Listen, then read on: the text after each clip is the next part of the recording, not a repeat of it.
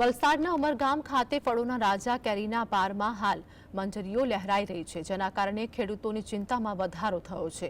ઉલ્લેખનીય છે કે વલસાડ જિલ્લાની વાત કરીએ તો વલસાડી હાફૂસની બજારમાં સારી એવી માંગ હોય છે। એક સમયમાં સારું એવું નોંધપાત્ર ઉત્પાદન વલસાડ જિલ્લાના ઉમરગામ તાલુકાથી લઈ અન્ય જિલ્લાના 5 તાલુકાઓમાં આંબાનો પાક લેવાતો હતો, પરંતુ હવે વારંવાર બદલાતા વાતાવરણ અને માવઠાની અસરના કારણે ખેત ખર્ચ વધ્યો છે, જ્યાં કેરીના પાકની ટકાવારી પણ ઘટી છે। આખા વર્ષ દરમિયાન ગમે ત્યારે બદલાતા વાતાવરણની અસર આંબા જેવા પાક પર અવશ્ય જોવા મળે છે।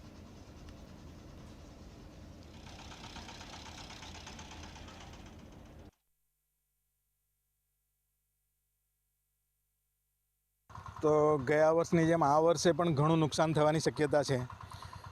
કેટલીક જગ્યા તો વરસાદ પણ પડ્યો છે, પરંતુ વરસાદની સાથે જે વાદળનું વાતાવરણ રહે છે એમાં પણ એ અત્યારે જે મંજરીઓ નીકળી રહી છે, મોર નીકળી રહ્યા છે, એને ભારે નુકસાન થાય।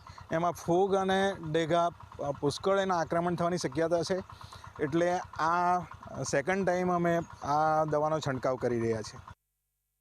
દક્ષિણ ગુજરાતના વલસાડ જિલ્લાની અંદર હાફૂસ, કેસર, રાજાપુરી જે છે એ સૌથી વધારે જે છે તે ઉત્પાદન હોય છે।